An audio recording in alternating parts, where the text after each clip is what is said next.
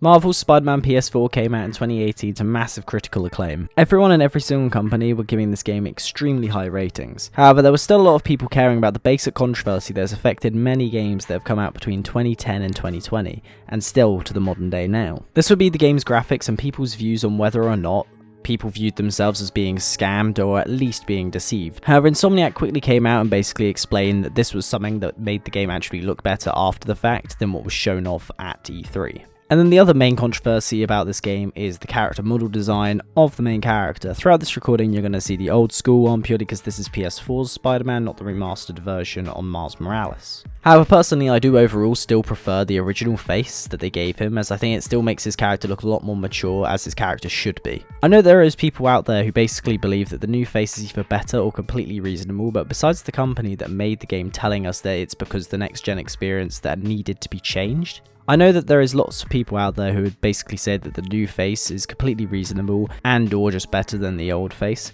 However, honestly, I don't agree with this, because besides the company telling us that they needed to do it because of next gen experiences, and it was because the facial structure was an issue, I honestly don't believe it, purely because why else did every single character in the game not need to have their facial restructuring take place? They could have also just changed the character's facial structure and then just added the face overlay to keep the character still looking older. They didn't need to make the character look younger just because they wanted to change the facial structure. That makes no sense, and I think a lot of people can fundamentally agree that that was a change that realistically either didn't need to happen, or if it did need to happen, they could have just simply put the old character's face still on it, or just changed it ever so slightly, still to make it believable that it's still the same character that you're playing from the PS4 experience. But if this is something that people can explain away in a better way than I can, then please feel free and just tell me what you're thinking. Because overall, besides them trying to make this Spider-Man look more like Tom Holland's Spider-Man, there's really no actual reason to change the face. But besides these two things, there's nothing actually that's affected the game massively from launch to now. Before this video begins, if you wouldn't mind leaving a like and subscribing to the channel, help it grow, everything like that. If you enjoy critique style videos, I've already made two, on one being on The Witcher 3,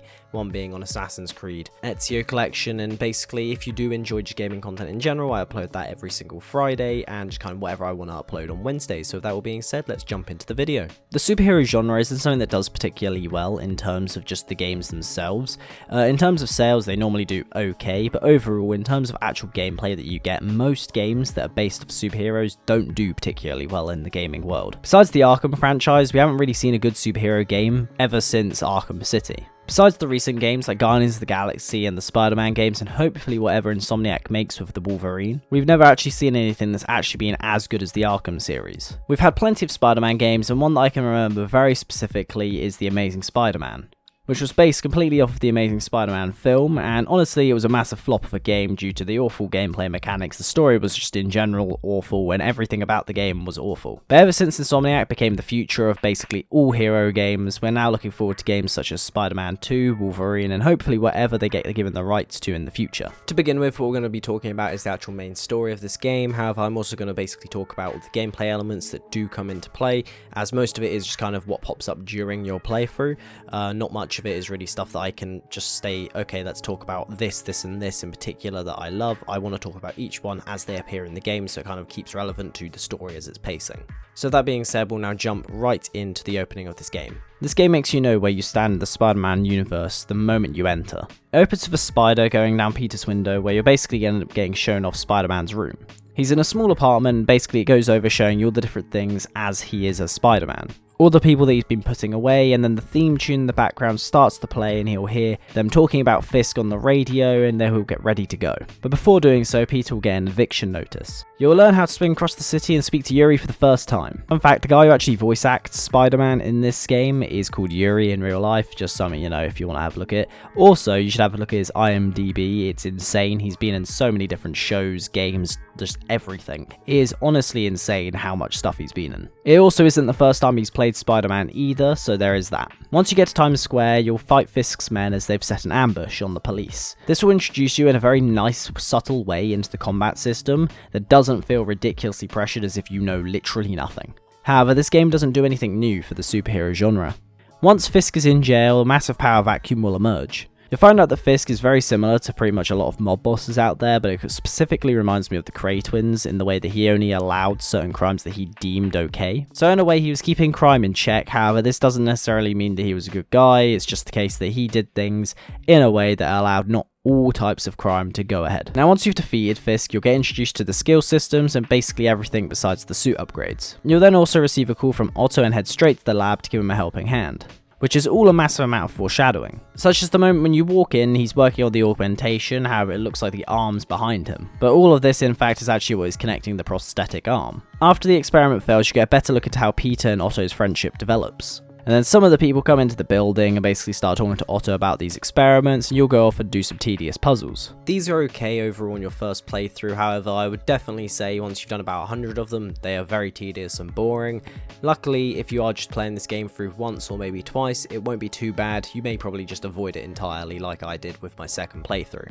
You're now off to the precinct where you'll meet up with Yuri and basically end up getting introduced to J. Jonah Jameson's Just the Facts podcast, which is one of the best parts of this entire game. In this, he actually does a really good job in this game in comparison to other versions of him in the films, for example, as he makes very valid points about the power vacuum. Once you've met up with Yuri, she'll ask you to go set up some police towers, and they work in the same way that any form of viewpoints would work in, let's say, the Assassin's Creed games. You unlock new ones, and then you find out more locations for stuff like the old backpacks, which will have nods to past events for Spider-Man, and such nods to things like Daredevil with the Nelson and Murdoch card that you can find. Besides these, you'll unlock crime areas on the map. They're available without police towers, but then you can see them as well. You get the photography, which is besides kind of showing off the world that they've created in front of you, isn't something that I'm a massive fan of, to be honest, as it really takes you of swinging around the map. However, it does allow you to get 100% on the game in a way that is actually somewhat more fun than other games. You also unlock the fighting locations of Fisk's holdups, demons, and once you eventually unlock them as well, Sable. Lastly, you'll get all the Black Cat parts of the game where you're basically getting hints of her character and her relationship with Spider-Man, which also introduces the idea of what you get in the first DLC, which overall I did like. Once you're done with all the introduction parts of the game, you'll end up swinging your way across the city and basically get introduced into the gorgeous take on New York City. It is overall with a lot of orangey tones, just kind of giving you a really warm vibe of the entire game. Not only this, but I love how this game truly makes you feel like you're getting a proper Spider-Man experience, with the constant narration and jokes. Some of these jokes as well are actually quite decent, aren't too corny. Because of your suit though, you'll end up heading back to the lab where you'll meet Doc Ock once again. Peter is there just to repair his suit though. With all of this though, you get more and more of an insight into how good of a person Otto actually is and how optimistic he is. This is also trying to lure you off the trail of his later betrayal. Whilst you're trying to repair the suit, however, Otto will walk in and realise Peter is repairing Spider-Man's suit and will just write it off as Spider-Man's suit maker. After going to sleep, Peter will wake up with some emails from Otto, which are giving him ideas into how to improve the suit in different ways and some gadget upgrades, which just again gives you an idea of just how happy and hopeful and just a good guy that Otto actually is. Once you've made the suit, you'll make your way outside where the game will just show off its graphics and overall how nice the suit looks for this game. Overall though, I do love this suit, to be honest, more than any other take of any of them. I think it looks better than all the basic blue and red suits that you get throughout the films. After heading to one of Fisk's construction sites, you'll get an idea of where all of them are on the map. Peter will then receive a call from Martin Lee asking him to come down to Feast to surprise Aunt May. You'll then start doing some daily neighborhood Spider-Man activities and get a call about getting possibly evicted from his apartment.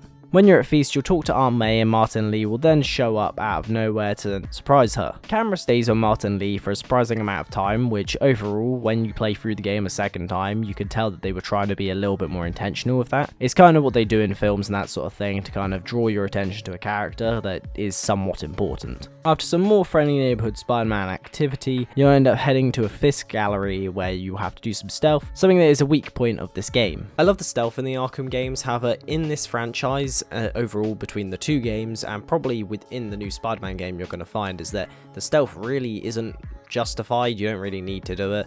There are very few times you'll have missions where you're forced to do it, but really you don't have to actually do it at all, as you don't gain anything from it. You gain nothing by doing so, and overall it takes way too long when you're going stealthy. After finding MJ, who is shown off perfectly within this game, she's no longer someone who's just being saved all the time, and she actually wants to be the person saving people's lives. Personally, the first time I played this game, around 2 years ago, I didn't like the MJ and Miles parts of the game. However, the stealth in these moments is actually kind of fun, and it gives the game a slight change of pace that also reminds me of videos where people would complete games like Dishonored without getting any kills or getting spotted spotted. I know that there's a very big distinction between the stealth that you get in these moments and Dishonored, but I just thought it was fun. These sequences are there to show off the perspective of the other characters within the game. Instead of just telling you what happened, like a lot of other games would do, you get to live and see through their eyes of what happened, so you can kind of actually understand it a little bit better than just being told, we went here, we did this, or we went to this bombing site and there was a bomb.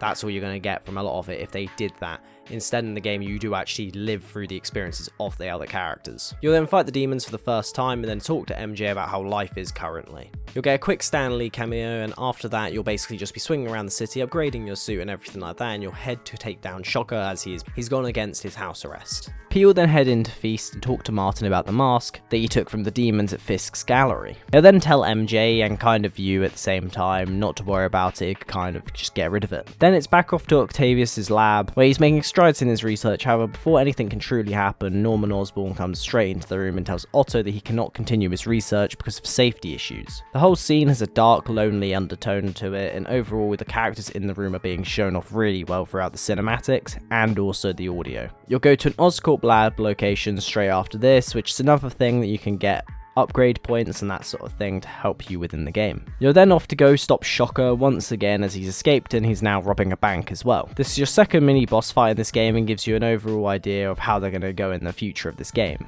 Also, every boss fight has something to do with throwing things at the enemy, stun them, then you jump on them, hit them about 3 to 5 times, repeat until they're down. Maybe some quick time events, but overall this isn't necessarily bad, but it's a little bit repetitive at times. After getting some information from Yuri, you're going to head off to meet Jefferson Davis at one of Fisk's docking ports. You'll do some more stealth, which this bit of stealth I actually found kind of fun. You'll find out there's some demons trying to steal some Fisk weaponry. Before you could stop them, Officer Davis will crash his car into the truck, saving Spider-Man's life. Pete is then evicted from his house and you start heading off to find this USB. There's loads of Spider-Man info on it. Which, after thinking about it, if I'm honest, this does seem like kind of filler content. It's kind of something that didn't need to be in there, but was just kind of thrown in there for a reason. Maybe to make the game an extra, like, 20 minutes longer. After talking to a man about some birds, you'll head off to a Fisk facility again, where you're then going to take down some more demons. This will then lead you to an action piece where you've got a helicopter flying through New York. This also shows off the game's incredible graphics and honestly shows off the power of the PS5. You'll meet Miles for the first time as you find out his dad is Jefferson Davis, who is getting a Medal of Honor from Norman. Norman will then walk away taking a phone call, and the demons are actually already there, and there's suicide bombers there to kill Davis, but they were actually there to kill Norman. Then for the first time you'll be playing as Miles, and then attend the funeral where Miles is in the same place Peter was once he lost Uncle Ben, where he was just filled with rage. Peter will head to a hideout where he'll then find out more about another hideout, where Peter will then go and find another hideout. Yes, this mission is just a go here, do this, go here, do this, go here, do this over and over again, but really that's what this game really is at its core, is just a go here, learn this, go here, learn this over and over again until you basically fight Doc Ock. However, overall I would say that this game does it in a way that isn't too dull, but you also get introduced to a new enemy in this moment, which is supposed to be hard. I remember on my first time playing through of this game, I remember this very specific bit being really hard. I don't know if it's just because I was ill and I had no clue what I was doing. This time I just tased him a couple times and I just easily defeated him. Once the demons have been defeated, Sable Security will then come straight down and Silver Sable will introduce herself. She doesn't kill you because of Yuri, however this is actually showing off how Norman has his own armed militia. Pete will then head to Feast, and once again he's there trying to find Lee and find some evidence against him. You'll learn more about Lee and his backstory, however you won't get the entire full image until later on in the story, however this gives you a little bit more information. However, as you leave, Lee is there and basically knows at this point that Peter Parker is either dealing with something to do with Spider-Man or is Spider-Man himself. He specifically more knows that Peter is now the enemy. You'll then go back to the lab where Otto is now dealing with some new arms that he's been making, which are starting to look a bit eerily similar to the mechanical arms that you'll eventually know him to have from later on in the game. You'll find out a bit more about Otto and Norman's backstory and why he left Oscorp in the first place, because Osborn was in fact working on something that Otto deemed unethical, which you later find out is actually Devil's Breath. However, obviously at this point in the game you don't actually know this yet. Once you've met up with MJ, you'll go through with her what she's actually been doing. This will give you another insight into the actual MJ story of this game. You find out that Tombstone is in fact making some form of a lorry bomb for Lee in some way. However, just at the end of her explaining all this to you, Pete will then be having to leave the meal slightly early as the Oscorp CFO is actually in trouble and is being attacked by Martin himself. You'll learn of a guy called Dr. Delaney, and once you find him, Lee however has already caught up to him and ends up making the guy kill himself. We'll then head off to the Oscorp building where you'll hear Osborn himself talking to Fisk about everything that's been going on. This gives you a little bit more insight into basically the relationship between people like Fisk and the Mayor and that sort of thing within the MCU. Not the MCU, but Marvel Universe itself, or more specifically the Spider-Man game. I'm hoping to see the Wolverine game kind of belong within this as well. Besides this, you'll then learn more about Devil's Breath, and then you'll also find out that Osborn actually had good intentions for it. However, when it came to it in its purest form, it's actually a bioweapon. You'll then play as MJ for a little bit while she's trying to save Charles Standish, and then Spider-Man will take MJ out of there just before the Sable security spots you. She isn't happy that you've intervened and basically mentions how she hates being the one who's always getting saved. You'll then be at the lab where you'll find yourself helping out Otto and his neural interface to control the arms, which is then when you actually find out why he's become so obsessive about the technology due to an autoimmune issue that he's been having, which is shutting down his body. When walking around the lab, you'll end up finding out more concepts about the arms and basically everything that's causing him to have such outbursts of rage randomly. Miles would meet Spider-Man for the first proper time within this game, which then brings you into playing as Miles once again to go through the Sable security to show off kind of how smart he is. However, I don't really understand why this was done. Like, I get trying to show off how he's a smart character and all, but realistically he decided to go for a really dangerous option where he could have just been killed instead of just, going a couple of blocks round instead. Miles, Peter and Aunt May will then sit and talk for a moment, and then you're off again to go find Dr. Michaels, getting attacked by demons, and finally that massive truck that was being made by Tombstone will come rolling through. Lee will escape with the Devil's Breath, however, just before all this happens, you'll learn more about his alter ego, Mr. Negative. Sable will have a go at Spider-Man for the same sort of points that Jameson always does, talking about how heroes do more bad than is actually good for them. Basically going down the lines of stuff like what happens in Captain America Civil War. You'll then be playing as MJ, where she's sneaking around Grand Central Station, as Lee has then taken everyone captive there to ignite Devil's Breath and blame it all on Norman. This sequence, to be honest, I quite enjoyed overall. It kind of gave you a nice stealth mix-up of teamwork in the game, something that you don't really see many games actually do. You also get to see Spider-Man acting more like a spider in these moments.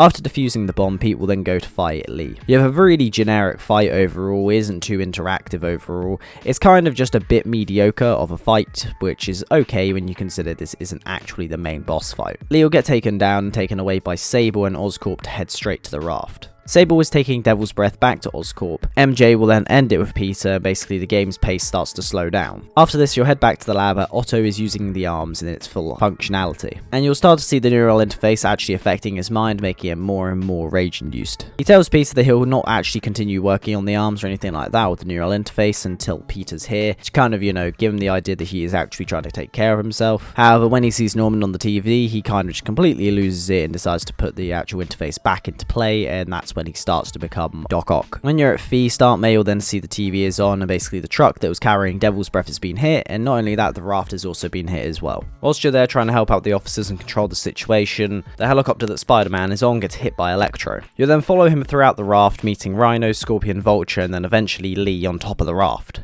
While Spider-Man is having his little fight on the roof with all of them, you then hear the sounds of the mechanical arms and then Otto will appear. And that's when the second act of this game begins. I found that this was one of the best moments in the whole game and the storytelling of it as a whole. You know what's going to happen, you gain sympathy for the actual main villain and understand his motives and why he's actually got to the point that he's at. However, the game is trying to make you think that he's someone that's going to be a sequel villain versus the actual game itself. Even to this day, if you actually have a look at the villain list on Sony's website, he won't appear on it because they're still trying to keep it a secret. I even found out that my own sister doesn't even know who the main villain of this game is. Not only that though, I also really prefer this version of Otto in comparison to what we've got on the big screen. Which again is the same for me when it comes to this version of Spider-Man. I actually think this is probably by far the best version of Spider-Man we've actually had overall in comparison to the films or even TV shows. Right after this though, Otto will then let out Devil's Breath and basically Aunt May will then catch it as well. However, she doesn't want anyone to know because, she's really into helping everyone. After this, the game will have a massive change of tone, basically making everything just darker overall. Not only this, the game then swaps permanently to nighttime for quite a while. But also it doesn't help that when you're going through the city, no matter where you are swinging, you're getting shot at. You're either getting shot at by Sable, gang members, raft inmates,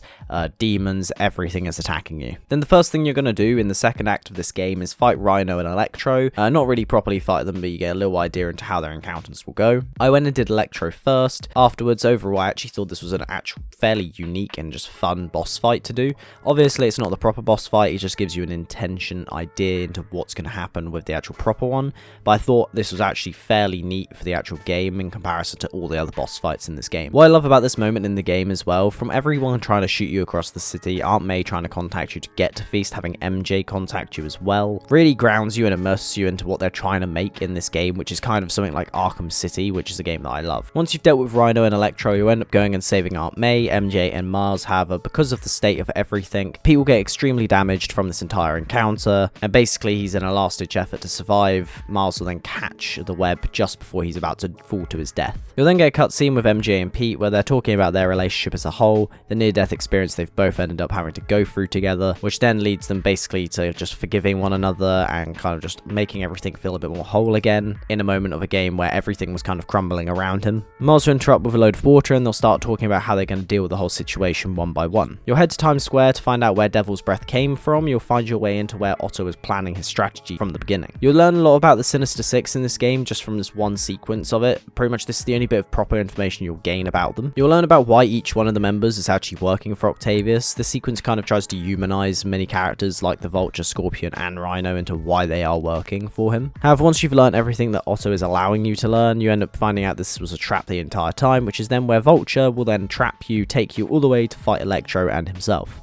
I like these fights, however I felt like they made these characters way too easy. Like, I understand that he's supposed to be 23 in this game, he's a lot more just mature and he's fought them all before. However, it felt like he was basically just fighting a bunch of like inmates instead of actual very big villains within like the universe of Marvel itself. When you consider, for example, that when you're fighting Martin Lee or even Octavius later on in the game, it takes quite a while to actually fight them. You're looking at around about 5 to 10 minutes of a fight. This fight, for example, only took me about 4 minutes, and that's with 2 of them there, which is a bit ridiculous when you consider that's basically like fighting a whole group of enemies, but there's only 2 of them, so it's like a slightly more increased, more overpowered boss fight of a load of prison inmates. It kind of made me feel like they just broke them all out of prison for the sake of having the Sinister Six in this game for a couple of hours, and that's really it, just a couple of hours. Besides that little bit of criticism, they do really make up the best parts of this game, and they did really well with the actual amount of time that they had on the screen. As to be honest, even if they made it any longer, I do feel like the game would have just felt like it was being dragged out a little bit too much. Because of the fight and Peter's overall health, he ends up having to fall asleep out of pure exhaustion. He'll then wake up and go investigate what Scorpion has been doing and his misdoings in Central Park. You'll go on a little trip and then you'll basically find yourself back in the lab with everything besides the Spider-Man mask off. You'll walk around the lab and find out that Octavius has actually been planning this thing under your nose this entire time for a really, really long time. Once you're back at Feast, you end up talking to Aunt May about her overall health and how it's dwindling around her more and more. You'll then take over as Miles whilst he's trying to find some medicine. However, Rhino and Scorpion are both there.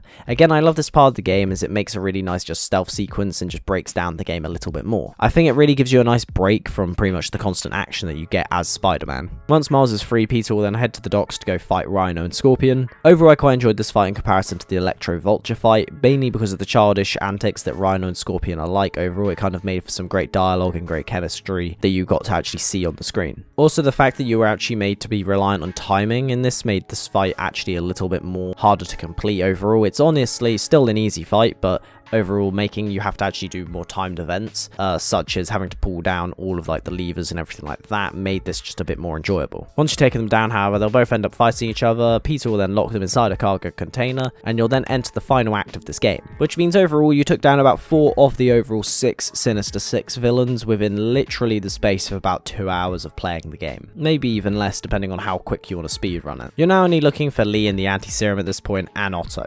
You'll play as MJ, where you'll basically get, in my opinion, the best stealth mission that you've got throughout this entire game. You'll be going through an actual kind of AC Unity style vibe of a mission where you have to kind of remember the guard's routes and all that sort of thing, attack at the right time, otherwise you will just be fully detected and the mission will stop. You'll make your way into Harry's room where you find out he's actually been extremely ill and wasn't on a holiday to Europe at all. However, they don't know where he is in particular. Osborn decides to head off without any form of security to get the anti-serum. And once you've entered the hidden room, you'll then find out more about Devil's Breath alongside basically more things to do with how Norman is researching into spiders to kind of learn how Spider-Man functions. You'll see even more hints towards the Green Goblin with stuff like the prototype hand grenades, giving you yet another hint into what's going to come later on in the franchise. And once you figured out more information about where the cure is and everything like that, and the fact that Otto and Norman actually are the reason why Lee exists at this point in the way that he does as Mr. Negative, and how in fact they were actually trying to cure him but it failed and leading to him basically being the way he is. MJ will then knock over a crate that's got a spider inside of it, which then stays onto her, which is more important later on.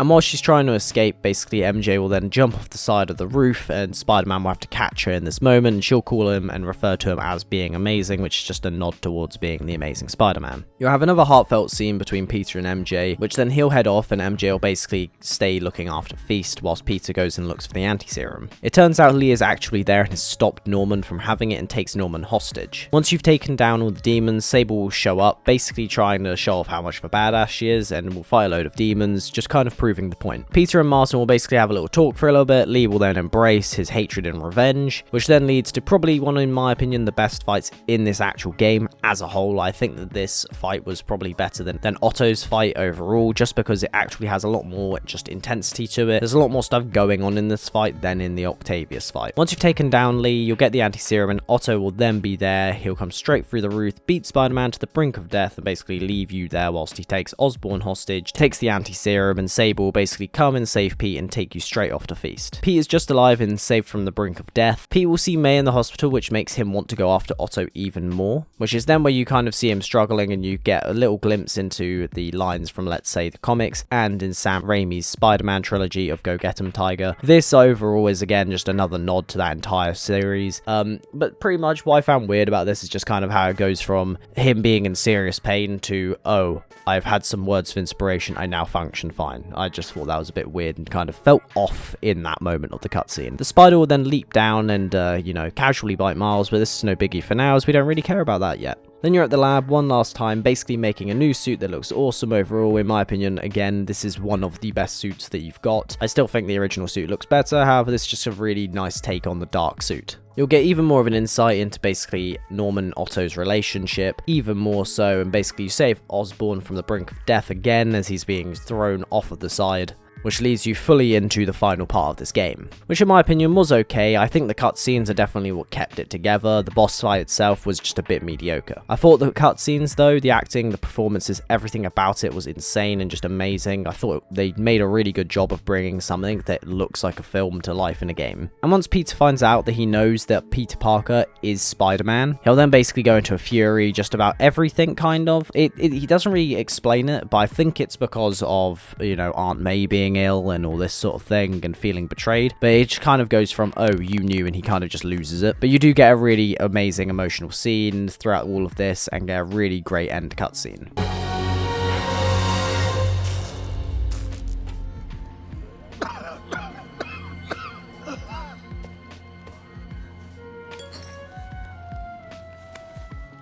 Peter, I saw you as a son. I should have known you'd turn on me, just like all the others. Turn. I've worshipped you. Your mind, your conscience, wanting to help others. The way you never gave up. That's because men like us have a duty, a responsibility, to use our talents in the service of others. Even if they don't appreciate it, we have to do what's best for those beneath us, whether they understand it or not. No, you're wrong! You are everything I wanted to be! You just threw it away! Yes, of course. You're right, Peter. Oh, I see that now. The neural interface affected my mind. But I can fix it. We can fix it. Together. If you'll help me. I'll do everything I can. I'll make sure you get the best help. No! If they put me away, they'll take my arms! I'll be trapped in this useless body!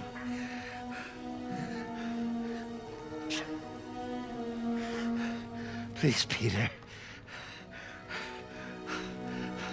That wasn't me. You said you'd never abandon me. You promised. Remember? And of course, you rest easy. knowing your secret is safe with me. You do what you think is best, Doc. It's all any of us can. Peter? Even when it hurts like hell. Peter, where are you going? Peter? Peter!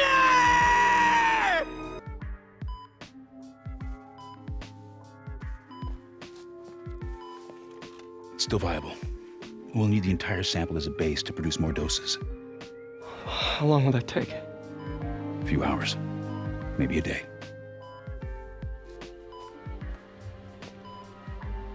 What if we use it to cure someone right now? Then there won't be enough to cure the others.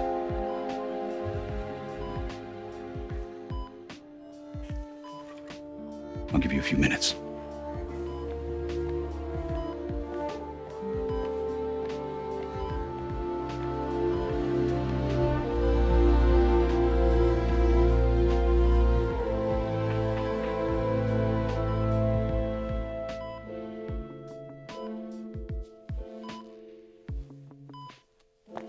You're gonna be okay, ma'am. I've got the cure right here. Take off your mask. I want to see my nephew.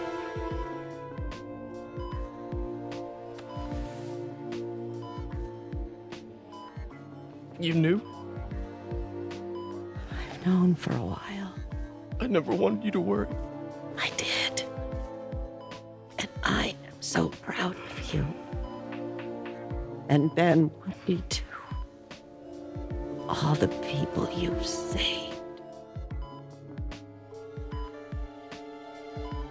I don't know what to do. Yes, you do.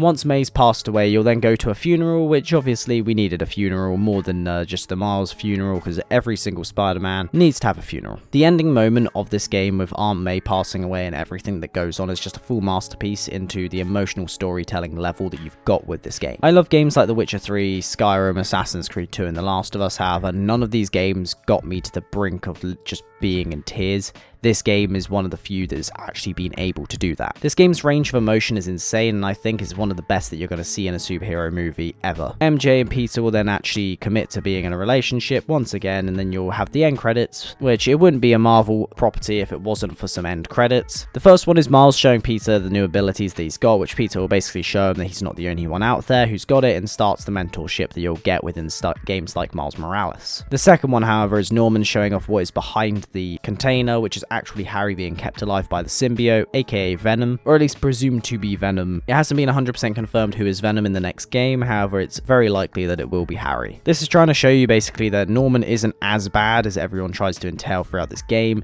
He is obviously still a very bad guy, however he is trying to save Harry's life. That is the main reason for all of it. Now that's the game overall. It's completely summarized down for you, so if you do want to learn basically the entirety of the story, just go play the game yourself or watch a playthrough. However, I kind of went over it in the best way to also avoid completely spoiling every single moment about the game. So yeah, if you do want to actually experience the game, make sure to go check it out. But really, they did a really good job in pacing this game. Every single player who's played this game probably just kept on taking whatever they were putting down in front of them, as the game is paced in such a way that you kind of just keep wanting to play, and at no point does the pacing feel off. For example, you have games like AC Valhalla or Last of Us Part 2, where the story arc is all over the place. I've personally taken into account of just trying to learn more storytelling aspects, primarily because of these videos, but literally those games are the definition of how not to write a story correctly. It is all over the place. The moments and momentum of the story just kind of go up and down way too much. In this game, it's done in a way that the pacing feels correct, and it is going all the way built up to that end fight.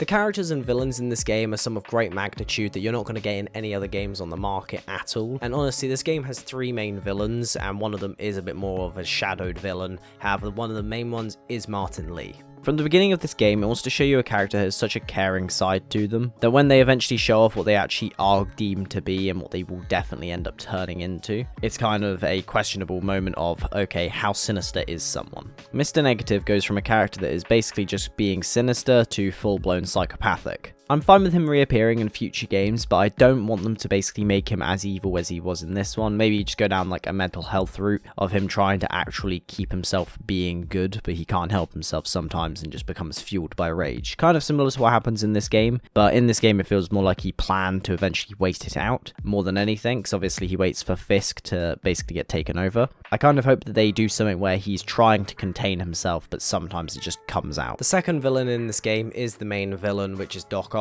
Overall, you get to see his character arc from basically going from a great, just overall joyous guy to complete madness. You come to understand why he wants to do what he's doing. However, as you know the man he was when you first met him at the beginning of the game, you kind of want to make him what he used to be versus what he is now. At the beginning of the game, you're seeing a character that is definitely going to become a villain eventually. You can tell that by his decline. However, you can tell that the whole intention with this game was to take you off the idea that he would be this game's villain. Again, we know this completely by the villains tab on the PlayStation site, where everyone besides Doc Ock is on there, including everything all the way up till now. This is a game that came out in 2018, let alone the fact that it's now been, what, 4 years, and we still don't have him on the main tab, and there are still people out there who don't know that he's the main villain. I personally love and prefer villains that are more just mentally broken more than anything, versus someone who just wants what they want because of reason. A lot more of the characters that you see now, especially on like films and TV shows, they want what they want because of their own mentality, versus it being necessarily down to, I just personally want all the money, so I'm going to go become the leader and all this and this. The last villain to talk about is Norman Osborn. He's kind of extremely helpless and heartless, and overall this game is trying to seed to you and basically stem its roots into the idea of what he will eventually become, which will be the Green Goblin. You see a combat helmet and the prototype for all the grenades, which is just giving you even more into the mind of what Osborn is like and what Oscorp as a company do. Devil's Breath is just the first thing that's hidden behind the Oscorp lies, as it's one of their few bioweapons that they have, which eventually will lead on to the Goblin formula, which you'll probably find out more about in the second game and likely in the end credits of that game.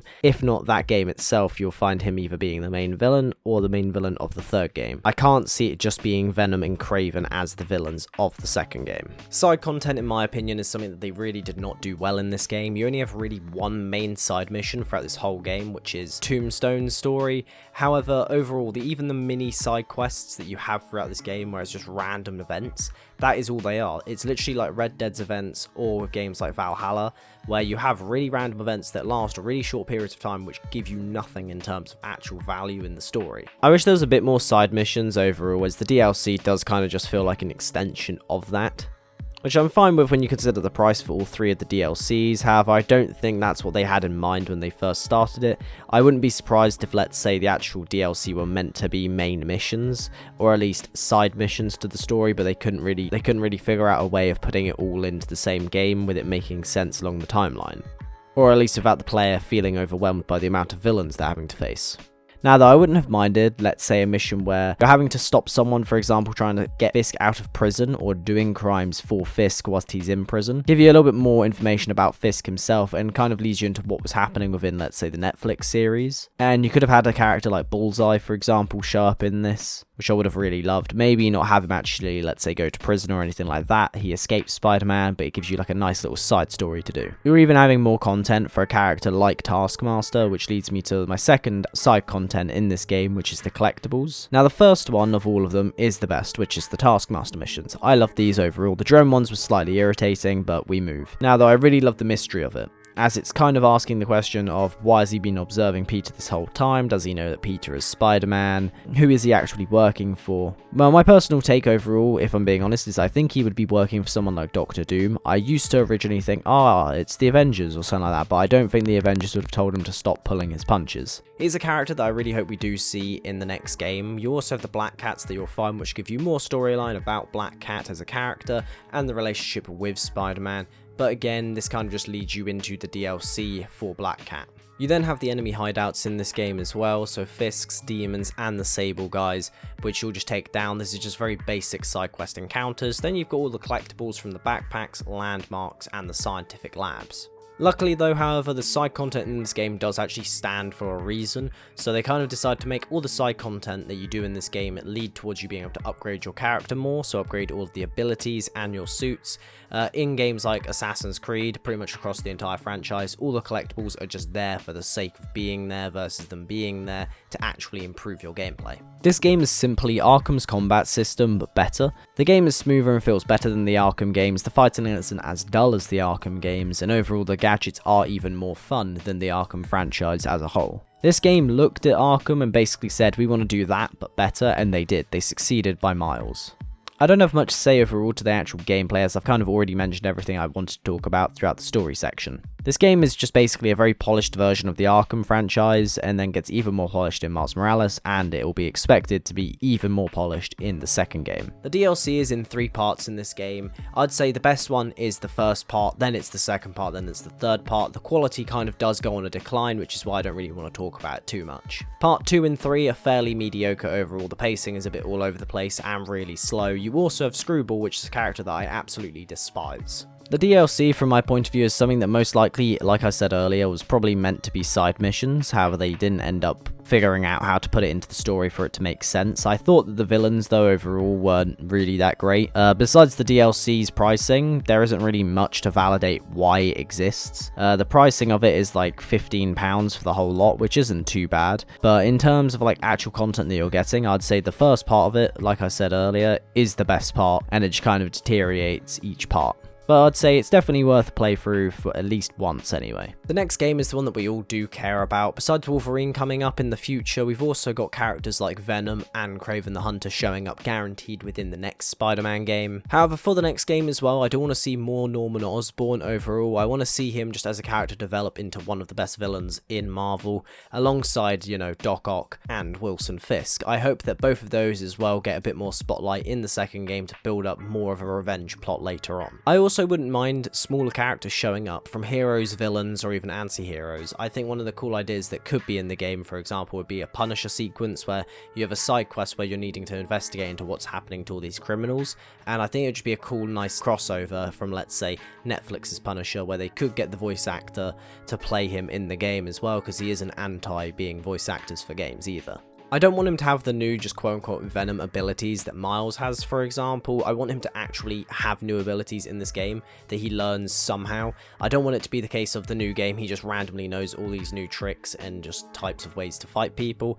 Maybe even doing something where when the Venom symbiote does touch him eventually, he just learns different fighting styles from, let's say, the different Spider-Men who have used the Venom symbiote in the past. But hopefully overall this game does live up to our expectations of the future of this franchise, as I'm pretty sure all of us want more than just the 3 games. This game did something amazing. It created a realistic world that you've never seen within the superhero genre of gaming anyway, and in my opinion takes the best performance of Spider-Man that we've ever seen of a superhero in New York, ever on screen or in-game. This game for me gets an 8.5 out of 10. I'd love to give this game, you know, like a 10 out of 10, however it's kind of just dipping your feet into the pool instead of going for a full-on dive within the universe. When we get the next game, I think we'll see what we got with this game, which is the more pulling on your heartstrings more and trying to create a really compelling story. But like I said, the most important thing overall for this is that the story is perfect in the next one. This game fundamentally was just brought down a little bit by its side content. I'd say that's the main thing that needed to be improved for this, but all in all, this game is amazing. With that all being said, I hope you guys did enjoy this video. It did take me a while to make overall, from playing the game, scripting the video, editing, and also just everything else that's included, including just some research for the game itself. So yeah, hopefully you did enjoy this video. If you did, make sure to leave a like, do subscribe to see more content like this. If you like the critique style, go check out my Assassin's Creed Ezio collection and Witcher 3 one. I've done those two previously, which again took me a very long time to make, so if you wouldn't mind subscribing to help build the channel, that'd be great. With that all being said, I'll see you guys in the next one. Have a good one.